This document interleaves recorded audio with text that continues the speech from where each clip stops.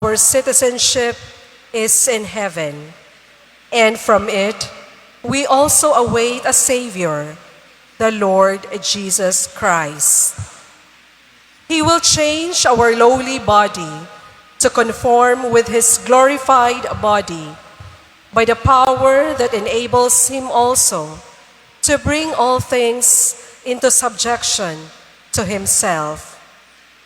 Therefore, my brothers and sisters, whom I love and long for, my joy and my crown, in this way stand firm in the Lord.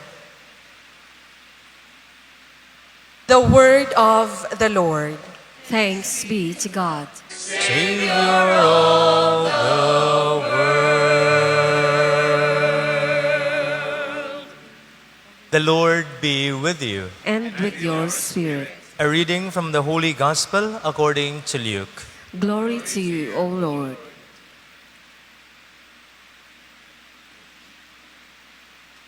Jesus took Peter, John, and James and went up the mountain to pray. While he was praying, his face changed in appearance, and his clothing became dazzling white. And behold, two men were conversing with him, Moses and Elijah, who appeared in glory and spoke of his exodus that he was going to accomplish in Jerusalem.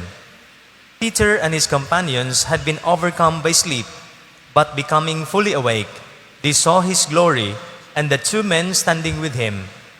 As they were about to part from him, Peter said to Jesus, "Master, it is good that we are here. Let us make 3 tents, one for you, one for Moses, and one for Elijah." But he did not know what he was saying. While he was still speaking, a cloud came and cast a shadow over them, and they became frightened when they entered the cloud. Then from the cloud came a voice that said, "This is my chosen son. Listen to him." After the voice had spoken, Jesus was found alone. They fell silent and did not at that time tell anyone what they had seen. Brothers and sisters, the Gospel of the Lord. Praise to you, Lord Jesus Christ.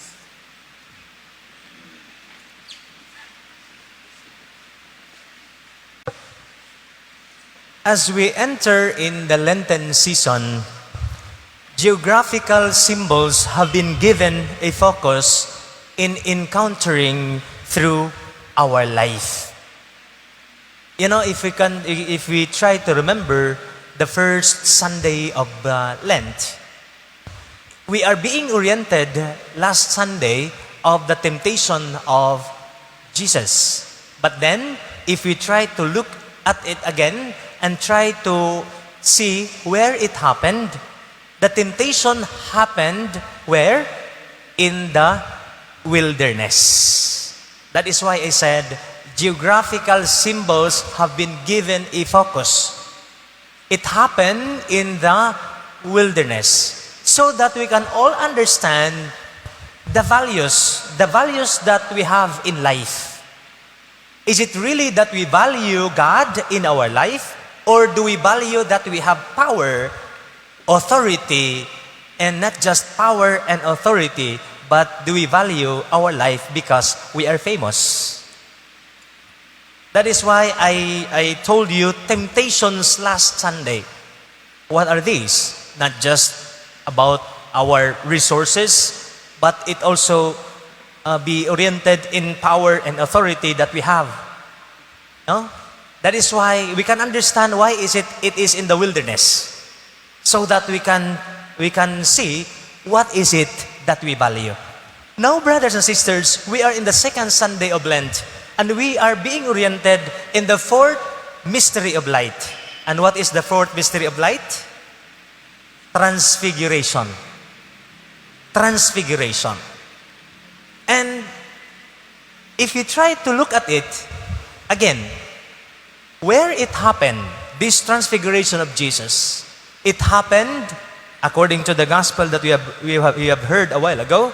Jesus took Peter, John, and James and went up to the mountain. Transfiguration happened in the mountain. Again, a geographical symbol.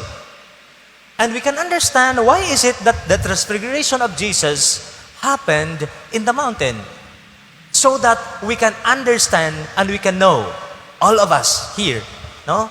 Makahibaw ka nga diha sa bukid, no? We learn to see, especially the gift of the Lord that He has given to us. Our capacity to do things. What is it that we need to change in our life? And in the mountain, if you try to look at it, we can appreciate the things that we have.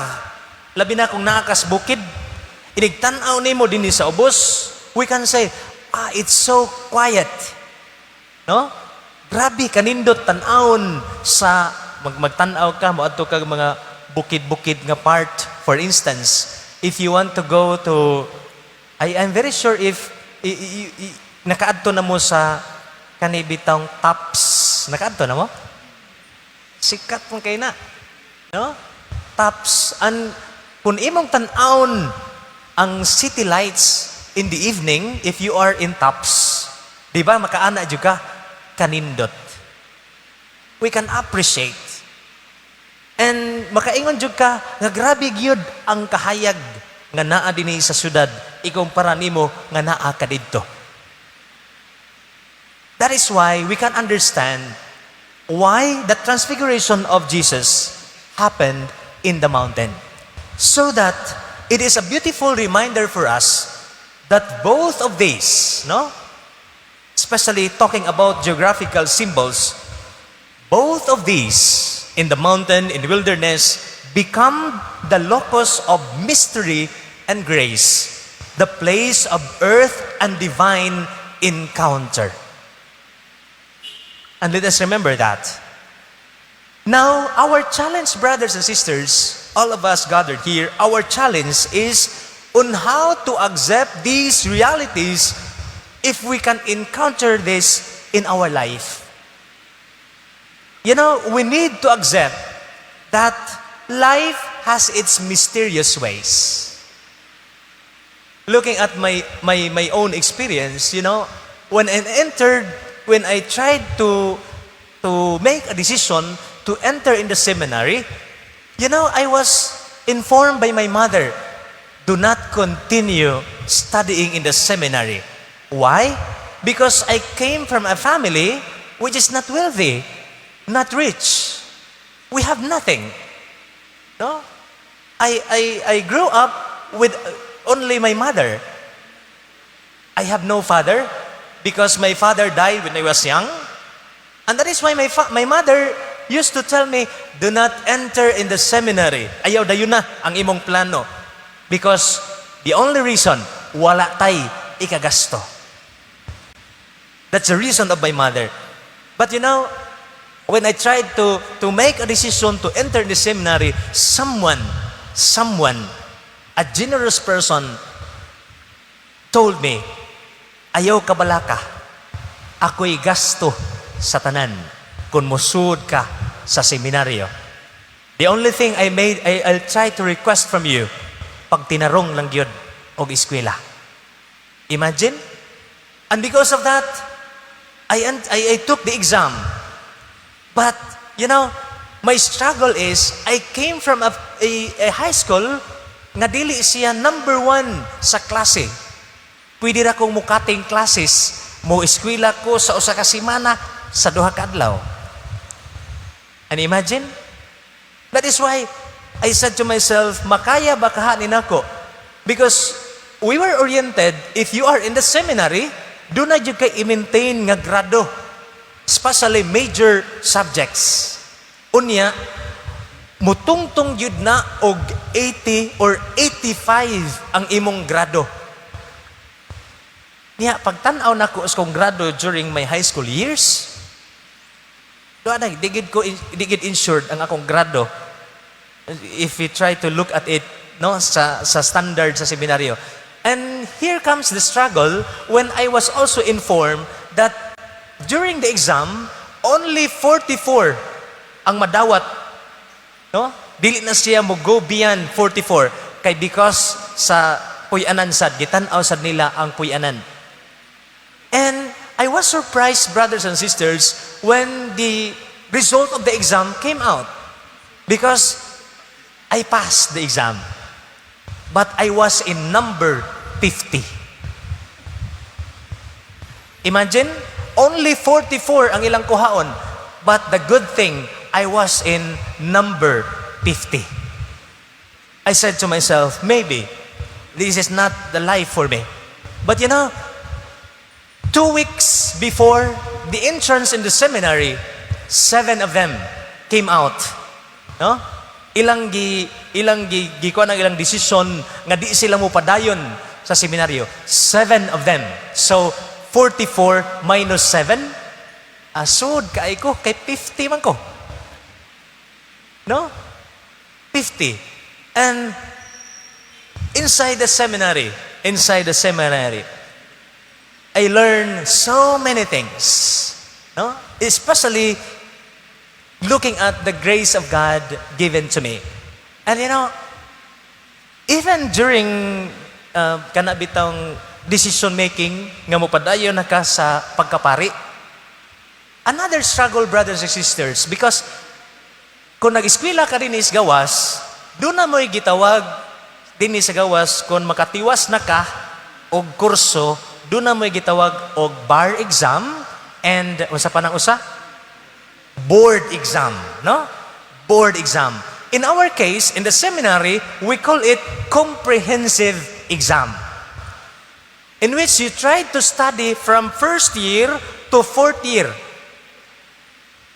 No? Unya mao na imuhang i-exam. But my struggle is, outside the seminary, nindot ka inyong exam. Kaya nga naman, mag-circle-circle lang mo. But for us, mura kag nag-oral defense. At tubang kag upat ka pari, tabangan kag pangutana in 1 to 2 hours. Wala mi anang written exam. Especially talking about comprehensive.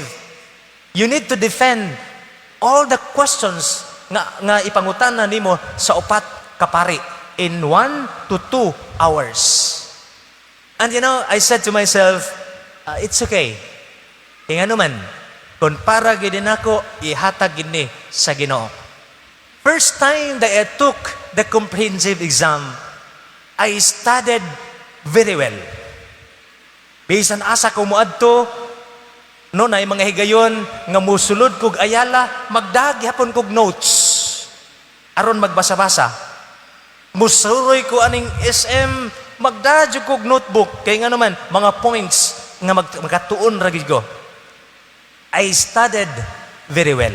But after taking the comprehensive exam, the first time nga ni-take ko sa comprehensive exam, I was surprised.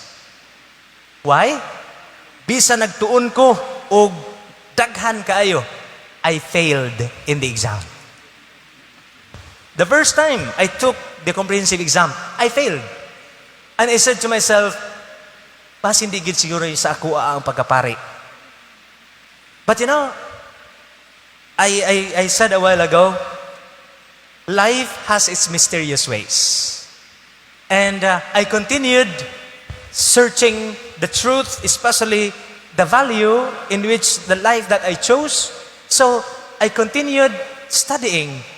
No? Nagtuon lang gihapon ko kay nangkamot ko nga dunay second chance. Because in the seminary, we believe that everybody deserves second chance. Char. Everybody deserves second chance. So muna nga naka-take ko og another exam, comprehensive exam. No? Ikaduha nga comprehensive exam.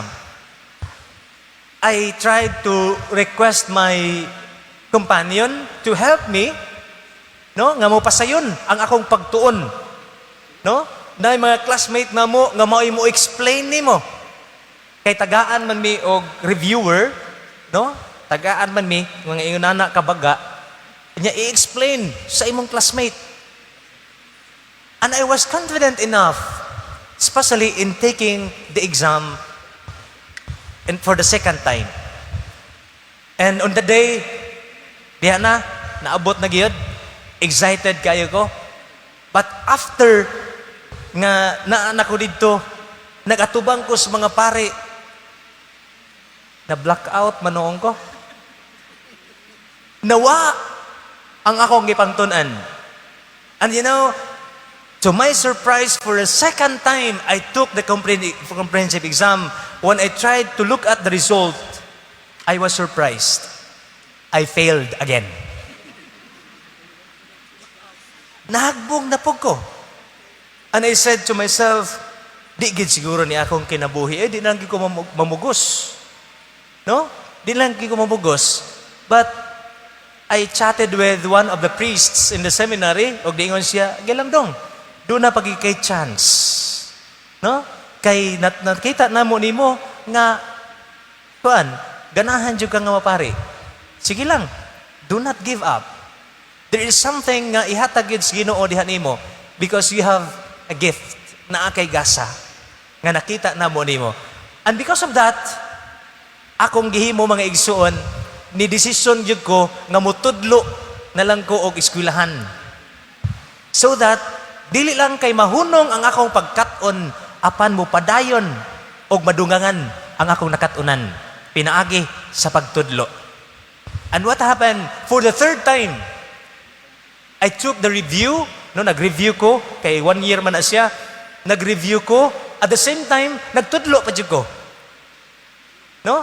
Unya unsa may hitabo, I was very stressed during the time. I was hospitalized one day. Kaya nga naman, grabe ka stressful. Kaya nagtuon ka, nagtudlo pa dyan ka. No? Sige kang basa, inigabot nimo sa eskwelahan, ang imong gibasa, imo pa dyan ipagawas ka to sa mga estudyante. But I never gave up during the time because I really believe that life has its mysterious ways. And that is why, for the third time I took the exam, I was not confident. No, I was not confident. Why? Because for me, kuwang gyud ang ako ang pagtuon.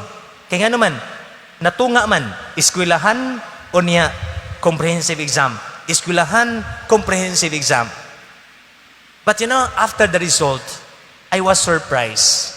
For the third time, taking the exam, I passed the exam. And that is why, nahimo jud kong pari, na-assign ros CATHEDRAL. No? You know, brothers and sisters, we need to accept that all that we have in life, let us remember this, is given by God. It is a grace. And we need to change our horizon, especially the way we look at our life now. That is why we are brought to the theme of the Transfiguration, especially in the mountain, nga pahinomdom nato sa atong kinabuhi nga atras sa ugamay aron makakita ka sa grasya sa Ginoo nga iyang gihatag diha nimo. And let us always remember, brothers and sisters, even in our difficulties and in our trials in life, these are all grace. Why? Because in that trials and difficulties, we become what we are through it. No?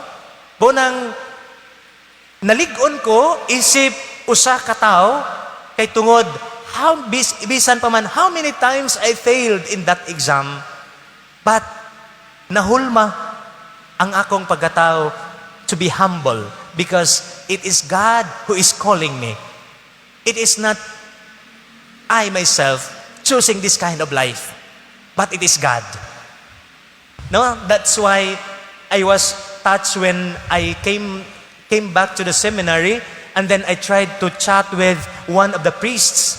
Nga niingon ko niya, no, kay wa man gid ko ni diretso after nga nakatake na ko sa exam, niingon pagigos pare, Father, pwede nga ako lang tiwason ang akong career as teacher. No, I'd like to extend my teaching career No, another 1 year, aron mo 2 years. You know, what's the question of the priest? Naingon na yun siya ay, nakauyab ka no? Imagine, giingnan ko, nakauyab ka no? Kaya nga naman, kay tungod, sa iyang nakita, sa eskwelahan nga akong gitudluan, pulos man mga babae, kay nagtudlo ko og midwifery. No? Wa may midwife nga laki. Di ba? Wa may midwife nga laki, no? Pulos man ang babae gyud. Nagtudlo ko sa midwifery, nagtudlo pa jud ko sa mga stewardess, no? Og mga mo nang the only question that came out of the mouth of the priest during the time nga ni-express ko nga mo extend ko, nga bisa naka-take na ko sa exam, ningon siya, nakauyab ka no? You know, realizing that, I said to myself, nga mas malipayon ko sa gipili nako nga kinabuhi, which is ang pagkapari, kaysa ka nang naa ko sa gawas, nga unta, bisan asa ka, muadto, okay ra kaayo. No? Walay huna-hunaon nga responsibilidad, kaysa ka nang pari ka. No? Anya, ang mga tao ra ba karon, kung pari gani ka, kinahanglan, dili na jud ka, mulingi og mga gwapa. Sure mo diha. No? I was shocked when I celebrated the Mass in a chapel, and then suddenly, no, pag human ako bisa, lingon dayon ko sa akong kaugalingon, kaihion man kaayo ko. Lingi-lingo ko sa daplin nga distance na sa chapel. Nangihi ko sa daplins dan to realize nga katong akong giihian, agianan sa mga manimbahay. Nangihi na lang gyud ko, bahala giagian ko sa mga nanimba. I was shocked when a voice suddenly saying, niingon dayon ang bata, halama, mangihi din ang pari. Ay pag-sure mo, oy. Di in town mi robot, ha? No? Di in town mi robot. But you know, as I have told you a while ago, even our difficulties and trials in life, our struggles in life, these are all grace. Because we become what we are through it.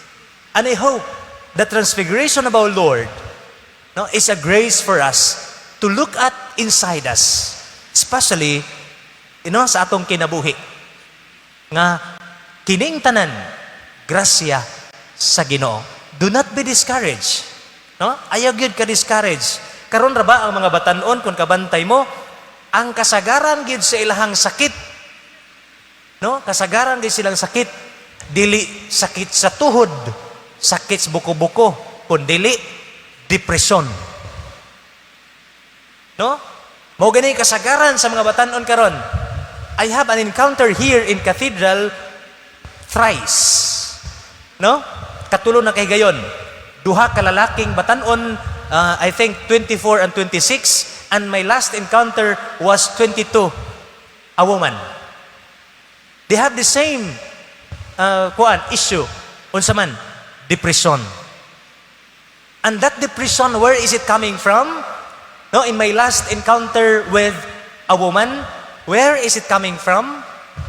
The only question that I questioned her during our encounter, I said to her, how are your relationship with your mother, with your parents?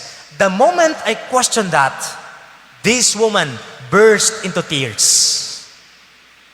Dihilak gid siya. Unya, ang ilarabang giingon nako, nayawaan ko no. But I realize nga dili di ito yawa kundili depression gikan sa mga ginikanan. Why? Because according to this woman, Father, I came from a broken family. There was a time that I need my mother, I need my father, but where are they? They are broken. No?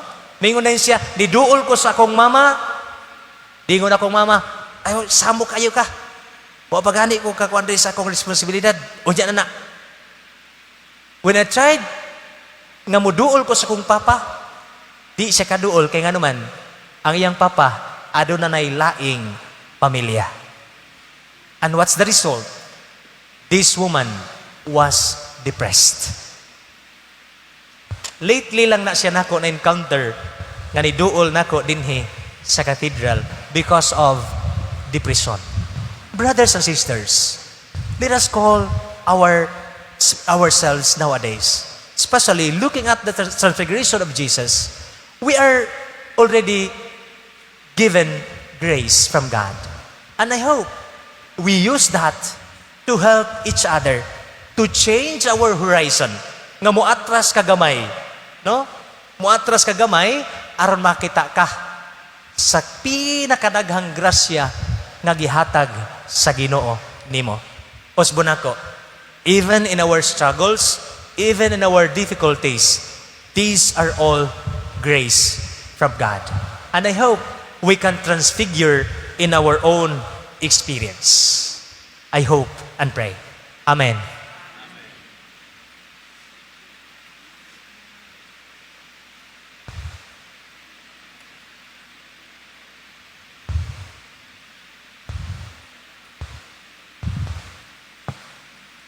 Please all stand and let us renew our faith in reciting the Apostles' Creed.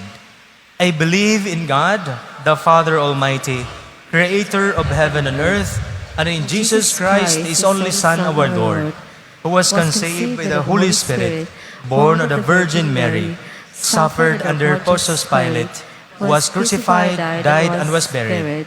He descended into hell. On the third day, He rose again from the dead. He ascended into heaven and is seated at the right hand of God the Father Almighty. From there He will come to judge the living and the dead. I believe in the Holy Spirit, the Holy Catholic Church, the communion of saints, the forgiveness of sins, the resurrection of the body, and life everlasting. Amen. Let Jesus lead us high up on the mountain where He wants to pray with us, and let us say, Lord, brighten our life. Lord, brighten our life. That our Lord may give to His church a bright vision of how it can unite all peoples and cultures, be enriched by them, and manifest its one faith in a variety of languages and forms of expression. Let us pray. Lord, brighten our life. That our Lord may give to the leaders of nations a bright vision of the future and dispose them to transform this world by bringing it justice and peace. Let us pray. Lord, brighten our life. That our Lord may give a bright vision to those gifted with talents and possessions as to how they can share their goods and their love so as to transform poverty and misery into happiness. Let us pray. Lord, brighten our life. That our Lord may give to young people a bright vision of service and dedication, that their faith may teach them to transform this world by their hope and youth. Let us pray. Lord, brighten our life. That our Lord may give to those who suffer the vision of how to unite their pains and cares to those of our Lord, bearing His cross, so that they may rise above their hardships. Let us pray. Lord, brighten our life. That our Lord may give to our Christian communities a vision of how they can be united, respect one another, and learn to accept everyone and forgive mistakes and offenses. Let us pray. Lord, brighten our life. Lord Jesus Christ, hear our prayers. Show your face to us and accompany us in sorrows and joys on our way to yours and our Father, now and forever. Amen.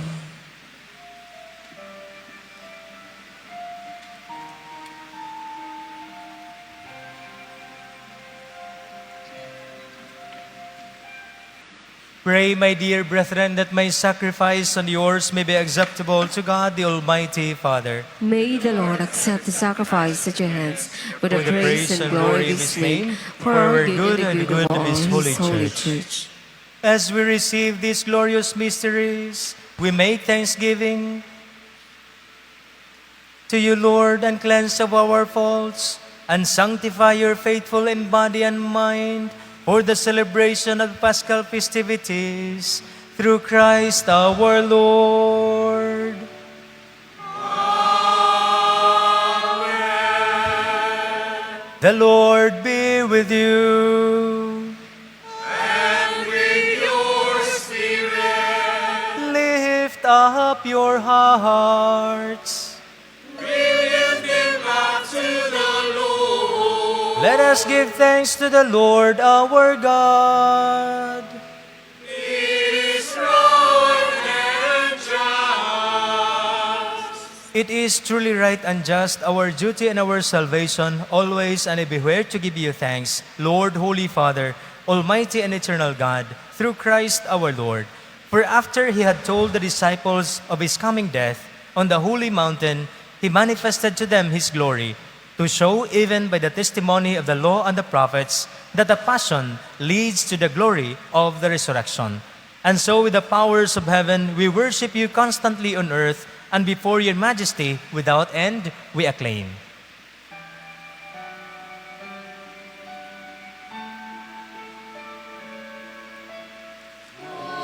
Holy, holy,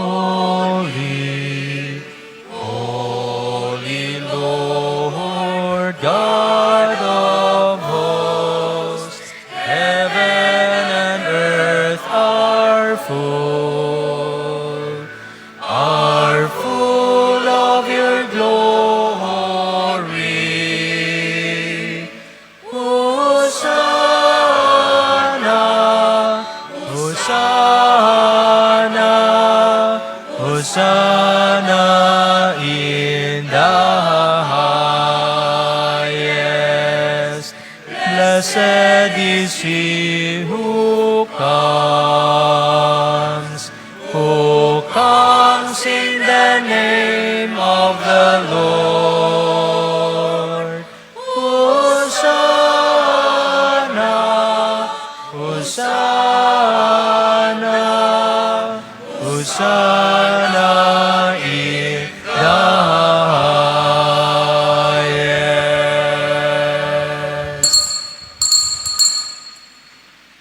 You are indeed holy, O Lord, the fount of all holiness. Make holy, therefore, these gifts, we pray, by sending down your Spirit upon them like the dewfall, so that they may become for us the body and blood of our Lord Jesus Christ. At the time he was betrayed and entered willingly into his passion, he took bread and giving thanks, broke it, and gave it to his disciples, saying, "Take this, all of you, and eat of it, for this is my body, which will be given up for you."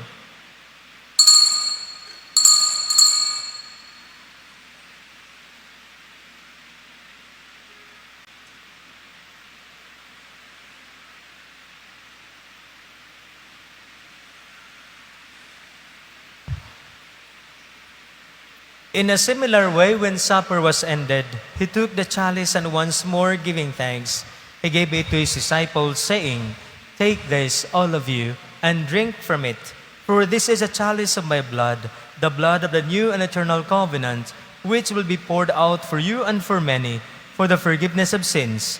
Do this in memory of me."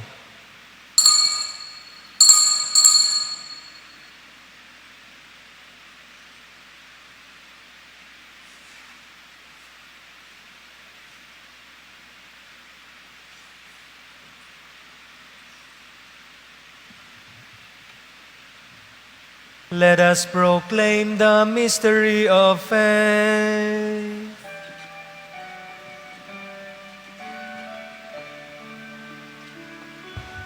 We proclaim your death, O Lord, and profess your resurrection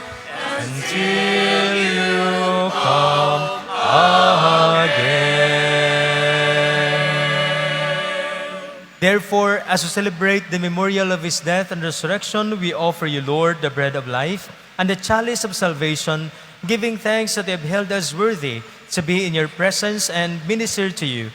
Humbly we pray that partaking of the body and blood of Christ, we may be gathered into one by the Holy Spirit. Remember, Lord, your church spread throughout the world, and bring her to the fullness of charity, together with Francis, our Pope, Jose Palma, our Bishop, his assisting bishops, and all the clergy. Remember also our brothers and sisters who have fallen asleep in the hope of the resurrection, and all who have died in your mercy. Welcome them into the light of your face. Have mercy on us all, we pray, that with the Blessed Virgin Mary, Mother of God, with Blessed Joseph, her spouse, with the blessed apostles and all the saints who have pleased you throughout the ages, we may merit to be co-heirs to eternal life, and we praise and glorify you through your Son, Jesus Christ. Through him and with him and in him, O God, Almighty Father, in the unity of the Holy Spirit, all glory and honor is yours forever and ever.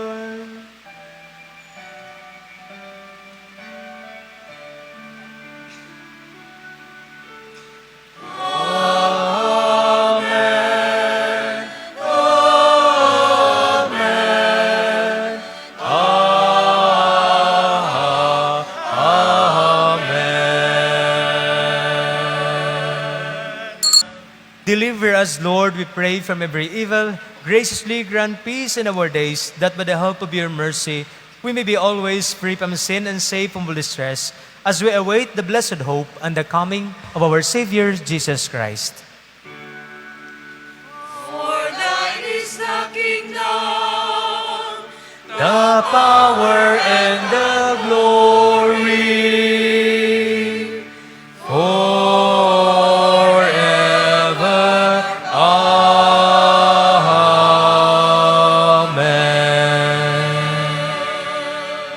Lord Jesus Christ, who said to the apostles, "Peace I leave you, my peace I give you," look not on our sins, but on the faith of your church, and graciously grant her peace and unity in accordance with your will, who live and reign forever and ever. Amen. The peace of the Lord be with you always. And with your spirit. Let us offer each other the sign of peace. Peace be with you.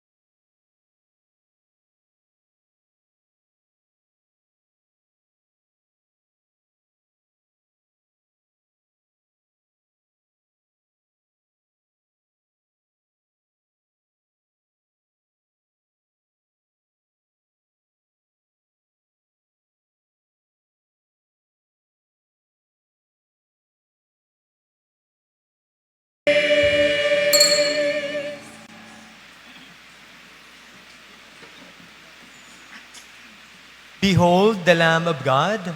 Behold him who takes away the sins of the world. Blessed are those called to the supper of the Lamb.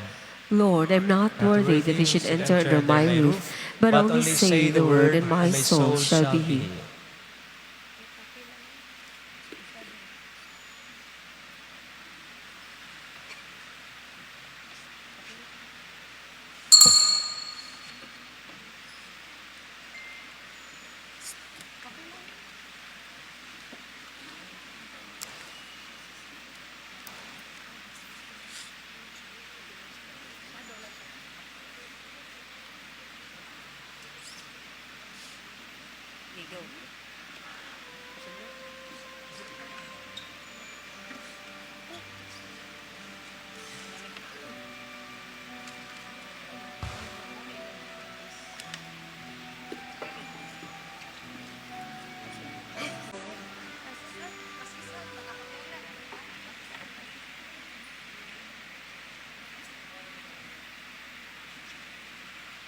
All things work for our good. Though sometimes we can see how they could.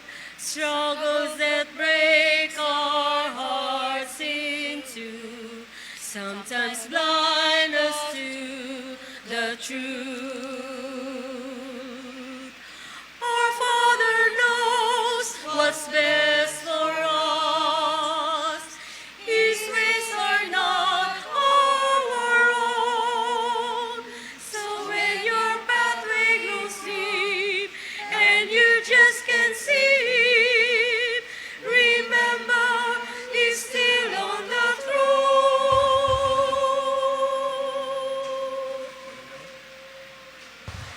God is so wise to be mistaken. God is too good to be unkind.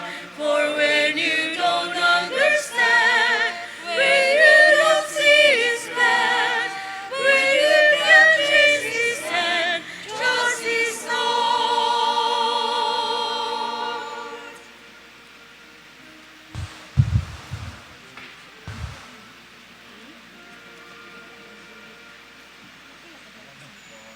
Let us pray. As we receive these glorious mysteries, we make thanksgiving to you, Lord, for allowing us while still on earth to be partakers even now of the things of heaven, through Christ our Lord.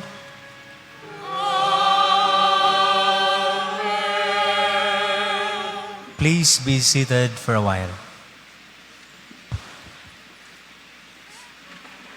Mayong hapon sa tanan.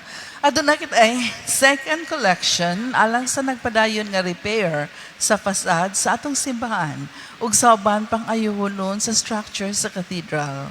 Salamat sa inyong pagpaningkamot ug pagpangilabot ug pagsuporta. Mga pasalamat sa ngalan sa atong talahurong Arsobispo sa Sugbo, His Excellency Most Reverend Jose Espalma, ang team of pastors, ang Parish Pastoral Council ug ang Project Finance Committee dinhi sa atong parokya sa Cathedral. Nagpasalamat kaninyong tanan sa inyong makanunayong pagsuporta. Ilabi na ngadto sa tanang mga benefactors, sponsors ug ngadto sa atong mga volunteers ug liturgical ministers. Linain usab nga pasalamat ngadto nila na Mr. and Mrs. Calvin and Jessica Discaya, ang atong mga hermano ug hermana mayores niining tuiga. Kanila usab ni Mr. Alex Mendoza Texon, Mr. Calixto and Miguel Ayu and family, Miss Cynthia Chini and Mr. Jack Rentusa, Miss John Castillo and family, Mr. and Mrs. June Araceli Llanos, Engineer Eduardo, Miss Emma Rentusa and family, Miss Mary Ann Cabigas, Mr. Chodolfo, Mrs. Rosalia Guido, Mrs. Rosita Ong, Mr. Eliazar and Teresita Alianic. Sa atong flower sponsors nga sila si Engineer Cyrus and Jessica Otadoy and family, ug sa atong flower decorators nga sila si Mr. Mike Pugoy ug mga kaubanan. Mga importanteng pahibalo. Una, sa atong pagpadayon sa paghimog sa disiplina sa Kwaresma, giawhag kita nga mosalmot sa komunal nga pagpangadyi sa estasyon sa krus. Matag Biyernes, human sa katapusang misa sa gabi. Sa laing bahin, alang sa mga wala makahibalo, ang schedule sa pagkupisal dinhi sa tong parokya kay matag Miyerkules o Biyernes sa alas 10 sa buntag hangtod alas 12 sa udto ug sa alas 4 sa hapon hangtod alas 6 sa gabi. Palihog ug sunod sa atong schedule. Ikaduha, ang World Apostolate of Fatima or WAF Cathedral Chapter upahigayon og WAF and EF Basic Seminar karong Sabado 22 ug 29 sa Marso. Magsugod kini sa alas 8 sa buntag hangtod sa alas 5 sa hapon sa La Purisima Hall. Bukas kini sa tanan sa edad nga 13 anyos pataas. Alang sa dugang kasayuran, palihog basaha ang tarpaulin nga gibutang sa entrada sa cathedral. Ikatulo, ang CEBU Caritas Incorporated uban sa atong Parish Caritas mupahigayon og medical, dental, and optical consultation, hearing aid check ug legal services karong Lunes, ugma, Marso 17 sa San Roque Gym sa alas 9 sa buntag hangtod alas 3 sa hapon. Palihug ipanabi kini sa inyong mga silingan nga sakop sa atong parokya. Sa ikaapat, ang sisimpel pinaagi sa Parish Caritas na nawagan sa gustong mo-volunteer para sa maabot nga eleksyon. Pagpalista lang sa atong opisina. Ug sa katapusan, alang sa balitang pangsimbahan, giawhag ang tanan nga mubasa sa bag-ong lungsuranon nga gibaligya sa atong mga ushers ug mga usherettes. Gikan sa team of pastors, daghan kaayong salamat.